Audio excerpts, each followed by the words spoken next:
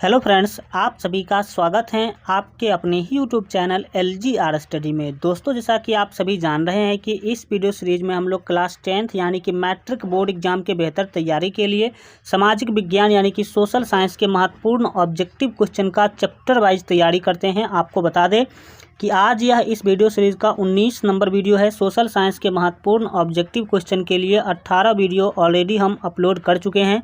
तो अगर आप अभी तक इस सभी 18 वीडियो को नहीं देखे हैं तो आप इस चैनल के प्ले लिस्ट में जाकर के ज़रूर देख लीजिएगा। चलिए दोस्तों, आज का वीडियो शुरू करते हैं। जैसा कि आप सभी जान रहे हैं कि हम लोग इतिहास और भूगोल के सभी महत्वपूर्ण ऑब्जेक्टिव क्वेश्चन का चैप्टर वाइज तैयारी जो है समाप्त कर चुके हैं।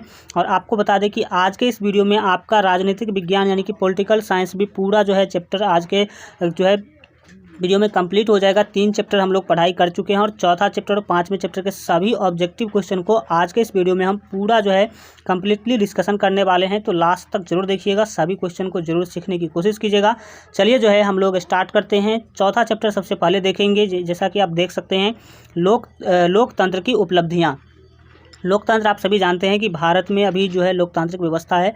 और तो लोकतंत्र की उपलब्धियां मतलब लोकतंत्र से हमें जो है क्या हासिल हुआ है, इस चैप्टर में इससे संबंधित कुछ बातें आपको पढ़ना है। तो चलिए हम लोग ऑब्जेक्टिव क्वेश्चन से स्टार्ट करते हैं। यहाँ पर आज का जो आपका फर्स्ट महत्वपूर्ण क्वेश्चन है, पूछा जा रहा है कि निम्न में से कौन सा एक कथन लोकतांत्रिक व्यवस्थाओं के अनुरूप नहीं है। मतलब लोकतंत्र में निम्नलिखित में से कौन सा जो है बात नहीं देखने को मिलता है। सिंपली अगर अपने भाषाओं में समझा जाए तो इस तरह से आपको बताना है। तो यहाँ पर एक का डी ऑप्शन जो है आपका सही होगा, क्योंकि बहुसंख्यकों का शासन। ऐसा कोई ज़रूरी नहीं है कि लोकतंत्र में बहुसंख्यकों का ही शासन हो। जैसा कि आप सभी जानते हैं कि बहुसंख्यक क्या होता है, हम आपको बता दें। आप सभी जानते हैं कि भारत में अलग अलग जाति अलग अलग धर्म के लोग रहते हैं।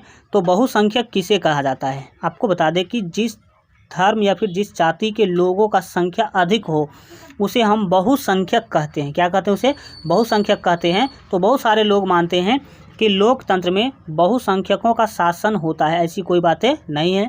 जनता जिसको चुनती है, जनता को जो अच्छा लगता है उसी का शासन होता है और वही जीतते हैं।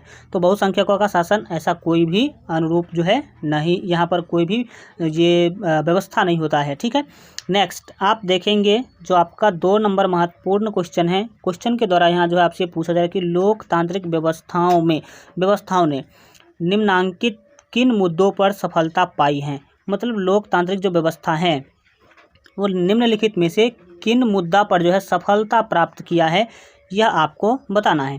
तो 2 का यहाँ पर आपका सी ऑप्शन सही होगा। याद रखेंगे कि बहुमत समूह और अल्पमत समूह के साथ एक सा व्यवहार करता।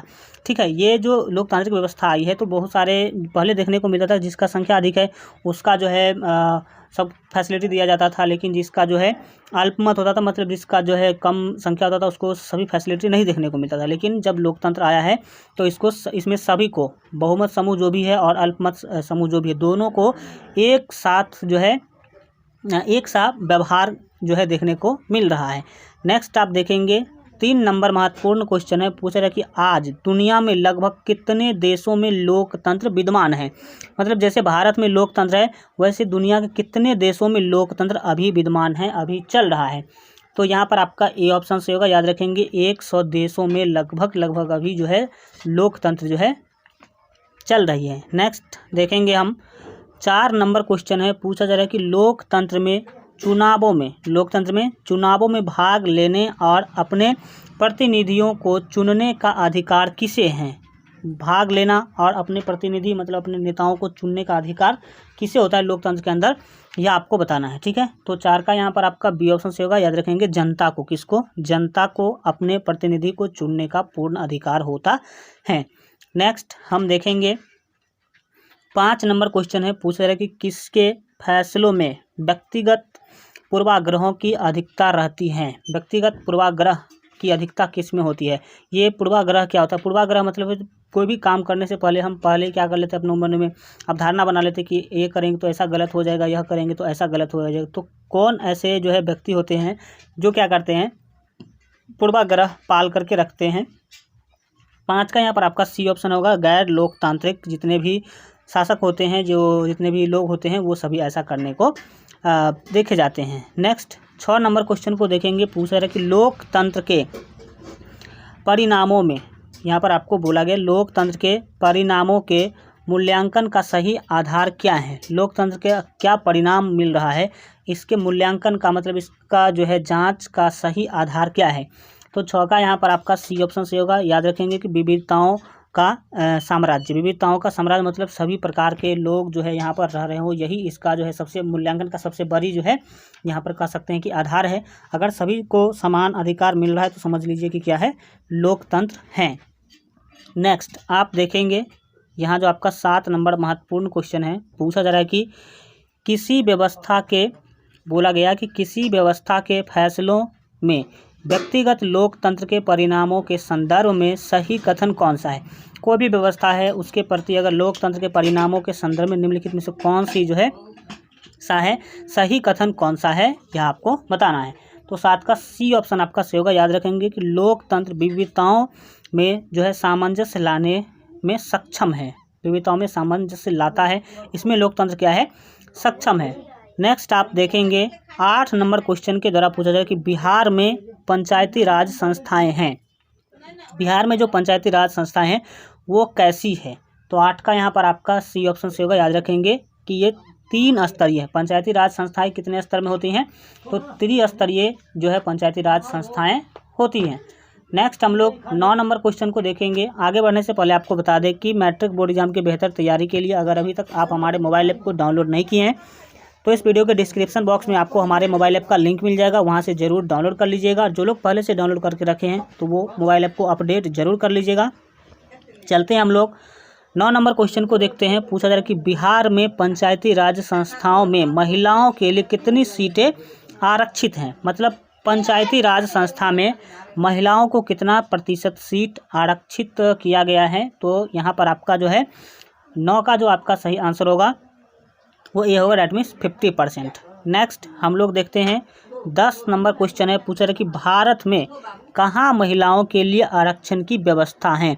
महिलाओं के लिए आरक्षण का व्यवस्था कहाँ किया गया है। तो 10 का सी ऑप्शन याद रखेंगे, पंचायती राज व्यवस्था में महिलाओं के लिए आरक्षण किया गया। आप सभी जानते होंगे अगर पंचायत का चुनाव होता होगा, मुखिया या फिर आप सब सरपंच का, तो आप देखते होंगे कि वहाँ पर आपको सुनने को मिलता होगा कि यहाँ मुखिया का सीट है तो यहाँ इस जाति का सीट है, तो वहाँ पर क्या होता है कि महिलाओं के लिए सीट फिक्स कर दिया जाता है। नेक्स्ट आप देखेंगे 11 नंबर क्वेश्चन के द्वारा पूछा जा रहा है कि भारतीय संविधान के अनुच्छेद 19 में देश के सभी नागरिकों को कौन सा मूल अधिकार दिया गया है। अनुच्छेद 19 में किस सभी नागरिकों को कौन सा मूल अधिकार दिया गया है। अनुच्छेद 19 के अनुसार भारत के सभी नागरिकों को जो है कौन सा मूल अधिकार दिया गया है, यह आपको बताना है। तो 11 का यहाँ पर आपका ए ऑप्शन से होगा। याद रखेंगे कि स्वतंत्रता का अधिकार, अगर आपसे एग्जाम में पूछ लिया जाए कि स्वतंत्रता का अधिकार जो है अनुच्छेद कितना के अनुसार दिया गया है, तो याद रखेंगे अनुच्छेद 19 के अधिकार अंतर्गत जो है स्वतंत्रता का अधिकार दिया गया है। नेक्स्ट आप देखेंगे हम लोग जो है इस तरह से आपका वो चैप्टर कंप्लीट होता है। और जो आपका राजनीतिक विज्ञान की पॉलिटिकल साइंस का लास्ट चैप्टर है जिसका नाम है लोकतंत्र की चुनौतियां, तो इसके सभी क्वेश्चन को भी देखते हैं। सभी क्वेश्चन काफ़ी महत्वपूर्ण है, लास्ट तक जरूर देखिएगा, नहीं तो आपको समझ सकते हैं कि एक भी क्वेश्चन अगर मिस हो गया तो आप समझ सकते हैं कि 1 नंबर का कितना वैल्यू अधिक होता है।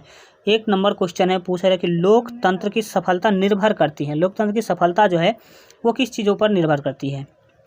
तो यहाँ पर आपका जो सही आंसर होगा, 1 का जो सही आंसर होगा वो सी होगा। याद रखेंगे कि नागरिकों की विवेकपूर्ण सहभागिता पर लोकतंत्र कितना सफल है, यह जो है किस चीज़ों पर निर्भर करता है, या इस चीज़ों पर निर्भर करता है कि नागरिक वहाँ के कितने विवेकपूर्ण जो है सहभागिता निभा रहे हैं लोकतंत्र को आगे बढ़ाने में।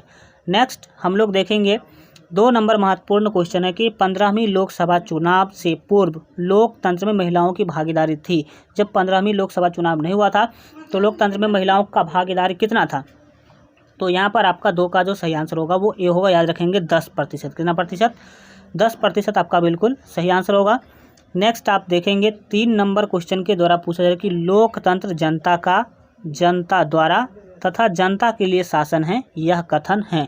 यह आपको बता दें कि यह लोकतंत्र का एक परिभाषा है, और यह परिभाषा किसने दिया था कि लोकतंत्र जनता द्वारा तथा जनता के लिए शासन है। तो यहाँ पर आपको बता दें कि 3 का जो सही आंसर होगा बी होगा, याद रखेंगे। अब्राहम लिंकन का यह कथन है और अब्राहम लिंकन अमेरिका के राष्ट्रपति थे और उन्होंने बताया था कि लोकतंत्र जो है जनता का शासन है, जनता के द्वारा शासन होता है और जनता के लिए शासन होता है, मतलब सब कुछ इसमें जनता ही है। केंद्र में किसको रखा गया है? जनता को रखा गया है। मतलब प्रमुख कौन है यहाँ पर? जनता है। इस तरह से आप जो है समझ सकते हैं। नेक्स्ट हम लोग देखेंगे 4 नंबर क्वेश्चन के द्वारा पूछा जा रहा है कि नए विश्व सर्वेक्षण के आधार पर भारतवर्ष में मतदाताओं की संख्या में लगभग कितना मतदाताओं की संख्या है, लगभग कितना? भारत में मतदाताओं की संख्या लगभग कितना है? तो 4 का यहाँ पर आपका जो सही आंसर होगा वो बी होगा, याद रखेंगे। 71 करोड़, 71 करोड़ यहाँ पर मतदाताओं की संख्या है। नेक्स्ट आप देखेंगे 5 नंबर क्वेश्चन को हल्का बड़ा कर लेते हैं। जो लोग अभी तक लाइक नहीं किए तो लाइक ज़रूर कर दीजिए, क्योंकि आपका एक लाइक और एक शेयर हमारे लिए काफ़ी महत्व रखता है। 5 नंबर क्वेश्चन है कि क्षेत्रवाद की भावना का एक कुपरिणाम है।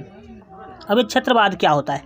आपको बता दें कि जैसे पंजाब के लोग हैं वो कहते हैं हम पंजाबी हैं, हम यहाँ पर दूसरे राज्य के लोगों को नहीं आने देंगे। महाराष्ट्र के लोग कहते हैं कि हम मराठियों का ही सम्मान करते हैं, हम दूसरे राज्य के लोगों का सम्मान नहीं करते। मतलब क्षेत्र के आधार पर लड़ाई जो आप समझ सकते हैं, इसको हम कहते हैं क्षेत्रवाद। बिहार के लोग हम कहते हैं हम बिहारी हैं, मतलब हम सबसे अच्छे हैं, तो ये क्षेत्रवाद होता है। क्षेत्र के नाम पर भेदभाव करना ही क्या होता है? क्षेत्रवाद होता है। तो यहाँ पर आपको बताना है कि क्षेत्रवाद की भावना का कुपरिणाम है, मतलब कुपरिणाम, खराब परिणाम क्या है? तो 5 का यहाँ पर आपका डी ऑप्शन से होगा, याद रखेंगे। अलगाववाद। अगर आप जैसे ही क्षेत्रवाद रखेंगे तो अलगाव होगा ही होगा। आप उससे अलग, वो उससे अलग, मतलब क्या है ना, एक आप नहीं रह सकते हैं पूरे भारतवासी, ठीक है। नेक्स्ट आप 6 नंबर क्वेश्चन को देखेंगे। पूछा जा रहा है कि लोकतंत्र के मार्ग की सबसे बड़ी बाधा क्या है? अगर लोकतंत्र आप स्थापित किए हैं तो इसमें सबसे बड़ी बाधा क्या आती है? लोकतंत्र में सबसे बड़ी बाधा क्या है? तो 6 का बी ऑप्शन आप याद रखेंगे, अशिक्षा। यहाँ पर अशिक्षा के कारण लोकतंत्र के सभी नियमों का पालन नहीं हो रहा है, और जैसे सभी नियमों का पालन नहीं होगा तो उसी को तो हम बाधा कहेंगे। क्या कहेंगे? उसको बाधा कहेंगे। और बाधा, सबसे बड़ी बाधा क्या है? तो लोकतंत्र में जो अशिक्षा है, इसके कारण अभी भी 60% लोग ही भारत के साक्षर हैं, तो ये बहुत ही अच्छी बात जो है नहीं कहा जा सकता है। नेक्स्ट है दुनिया के कितने हिस्से में अभी भी लोकतांत्रिक शासन व्यवस्था नहीं है? दुनिया के कितने हिस्से में लोकतंत्र अभी भी नहीं चल रहा है जैसे भारत में चल रहा है? तो 7 का यहाँ पर आपका बी ऑप्शन होगा, याद रखेंगे। 1/4, जिसे मान लीजिए पूरा दुनिया है तो यहाँ पर आप 4 भागों में बांट दीजिए, तो ये 3 भागों में तो चल रहा है, लेकिन इस भाग में मान लीजिए कि अभी भी लोकतंत्र नहीं चल रहा है, तो समझ सकते हैं राजतंत्र होगा या तो तानाशाही होगा। नेक्स्ट आप देखेंगे जो आपका 8 नंबर क्वेश्चन है, पूछ रहा है कि भारतीय लोकतंत्र के कितने अंग हैं? भारतीय लोकतंत्र के कितने अंग हैं, यह आपको बताना है। तो 8 का यहाँ पर आपका जो है बी ऑप्शन से होगा, याद रखेंगे। 3 कितने अंग हैं? तो 3 अंग है। नेक्स्ट हम लोग जो है देखेंगे 9 नंबर क्वेश्चन के द्वारा पूछा जा रहा है कि निम्नलिखित में कौन लोकतांत्रिक अंग है? लोकतांत्रिक अंग कौन है? ठीक है, तो 9 का यहाँ पर आपका जो है डी ऑप्शन से होगा, इनमें से सभी है, क्योंकि लोकतांत्रिक अंग जो है ब्रिटेन में भी लोकतंत्र है, भारत में भी, अमेरिका में भी, सभी जगहों पर लोकतंत्र है।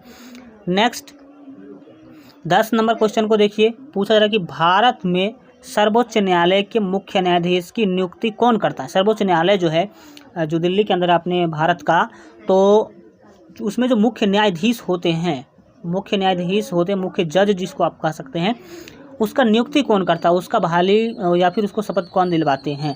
तो 10 का यहाँ पर आपका बी ऑप्शन होगा, याद रखेंगे। राष्ट्रपति। कौन उसका नियुक्ति करते हैं? तो राष्ट्रपति करते हैं। आप लोग सभी कमेंट के माध्यम से जरूर बताएंगे कि अभी भारत के राष्ट्रपति कौन है, हम देखना चाहते हैं सभी लोगों का आंसर। 11 नंबर क्वेश्चन है कि भारत में किस तरह के लोकतंत्र की व्यवस्था की गई है? तो आपको बता दें कि लोकतंत्र जो है 2 प्रकार की होती है। एक तो आपका प्रत्यक्ष लोकतंत्र, एक होता है अप्रत्यक्ष लोकतंत्र, ठीक है। तो भारत में किस प्रकार का लोकतंत्र है? तो यहाँ पर 11 का बी ऑप्शन होगा, याद रखेंगे। अप्रत्यक्ष लोकतंत्र है। तो आप बोलेंगे कि सर प्रत्यक्ष लोकतंत्र क्या होता है और अप्रत्यक्ष लोकतंत्र क्या होता है? तो प्रत्यक्ष लोकतंत्र में आप सबसे पहले अप्रत्यक्ष समझ लेते हैं। अप्रत्यक्ष क्या है? अप्रत्यक्ष में आप देखते हैं कि जो भी चुनाव होती हैं 5 साल के लिए फिक्स होता है। अगर एक बार कोई भी नेता जीत जाते हैं तो 5 साल के लिए वो फिक्स हो गए। यहाँ पर 5 साल में एक बार ही चुनाव होगा, लेकिन प्रत्यक्ष लोकतंत्र अब आपने वोट दिया, जीत गए, अब जीतने के बाद उस जो भी करेगा, है ना, अच्छा करे गलत करे, वो 5 साल तक रहेगा। 5 साल से पहले आप उसे नहीं हटा सकते हैं। लेकिन जो प्रत्यक्ष लोकतंत्र होता है उसमें ऐसी बातें नहीं है, इसमें टाइम फिक्स नहीं होता। अगर आपको जनता का काम पसंद आया तो आप 5 साल तक रहेंगे, और अगर पसंद नहीं आया, बीच में आप कोई खराबी कर दी, तो आप 1 साल 2 साल के बाद भी फिर से चुनाव हो सकता है। तो ये प्रत्यक्ष है, डायरेक्ट एक्शन इसमें जनता का होता है, लेकिन इसमें 5 साल तक आप कोई भी एक्शन नहीं ले सकते हैं अप्रत्यक्ष लोकतंत्र में। तो भारत में किस प्रकार के लोकतंत्र है, तो अप्रत्यक्ष लोकतंत्र आप याद रखेंगे। नेक्स्ट आप देखेंगे 12 नंबर क्वेश्चन है कि इनमें से कौन सी राज्य की विशेषता नहीं है। राज्य का विशेषता क्या नहीं होना है इसमें से, तो 12 का यहाँ पर आपका डी ऑप्शन से होगा। याद रखेंगे इनमें से कोई भी नहीं जो है जनसंख्या हो, सरकार हो, संप्रभुता हो, इनमें से कोई भी जो है राज्य की विशेषता नहीं होती है। नेक्स्ट 13 नंबर क्वेश्चन के द्वारा पूछा जा रहा है कि 16वीं लोकसभा में महिला सदस्यों की संख्या कितनी थी। 16वां जो लोकसभा हुआ था उसमें महिला सदस्य कितने थे, तो 13 का यहाँ पर आपका ए ऑप्शन से होगा। याद रखेंगे 61। कितने महिला सदस्य थे, 61 आपका बिल्कुल ही सही आंसर होगा। नेक्स्ट देखेंगे आप लोग जो है 14 नंबर क्वेश्चन। 14 नंबर क्वेश्चन के द्वारा यहाँ जो आपसे पूछा है कि 16वीं लोकसभा का चुनाव किस वर्ष हुआ था। तो 14वीं लोकसभा का चुनाव कब हुआ था, टाइम आपको बताना है। तो यहाँ पर सी ऑप्शन आपका से होगा। याद रखेंगे कि 2014 में 16वीं लोकसभा का चुनाव हुआ था। ठीक है। नेक्स्ट जब 19 में हुआ तो 19 में जब जो लोकसभा का चुनाव हुआ तो वो हो गया 17वीं लोकसभा चुनाव। ठीक है। तो इस तरह से आपको बता दें कि आपका इतिहास, हिस्ट्री, ये इसके बाद भूगोल यानी कि ज्योग्राफी, और पॉलिटिकल साइंस यानी कि राजनीतिक विज्ञान, 3 पार्ट, सोशल साइंस का 3 पार्ट आपका 100% कंप्लीट हो गया। फिर अगले क्लास में हम लोग अर्थशास्त्र स्टार्ट करेंगे, काफ़ी महत्वपूर्ण है। और अर्थशास्त्र मतलब सभी हिस्ट्री, ज्योग्राफी, पॉलिटिकल साइंस और इकोनॉमिक्स, इतने पार्ट आपको पढ़ाई करने। 4 पार्ट मेन है। आपदा प्रबंधन 1 दिन में हम लोग कंप्लीट कर लेंगे। ये 4 पार्ट का जो हिस्सा होता है वो बराबर होता है। 22-23 नंबर करके सभी से क्वेश्चन पूछा जाता है। तो इस तरह से हम लोग ख़त्म करेंगे। चलिए, आज का वीडियो कैसा लगा कमेंट के माध्यम से ज़रूर बताइए। और अगर अभी तक जो है आप इस वीडियो को लाइक नहीं किए हैं तो वीडियो को लाइक कर दीजिए। साथ ही अगर चैनल को सब्सक्राइब नहीं किए हैं तो वीडियो के नीचे लाल रंग का सब्सक्राइब का बटन दिख रहा होगा, उस पर क्लिक करके चैनल को सब्सक्राइब कर लीजिएगा। बगल में घंटी का निशान आएगा, उस पर क्लिक करके ऑल पर सेलेक्ट कर लीजिएगा, ताकि आगे आने वाले सभी वीडियो का नोटिफिकेशन सबसे पहले आपको मिल सके। और जो लोग अभी तक मैट्रिक बोर्ड एग्जाम के बेहतर तैयारी के लिए हमारे मोबाइल ऐप को डाउनलोड नहीं किए हैं तो इस वीडियो के डिस्क्रिप्शन बॉक्स में आपको मोबाइल ऐप का लिंक मिल जाएगा, वहां से ज़रूर जो है आप लोग डाउनलोड कर लीजिएगा। जो लोग डाउनलोड करके रखें तो अपडेट ज़रूर कीजिए। अभी जो है बहुत सारा नया चीज़ उसमें आपको देखने को मिलेगा। जो लोग अपडेट कर लिए हैं तो बहुत अच्छी बातें हैं। चलिए, मिलते हैं अगले वीडियो में, तब तक अपना ख्याल रखिए और LGR स्टडी देखते रहिए।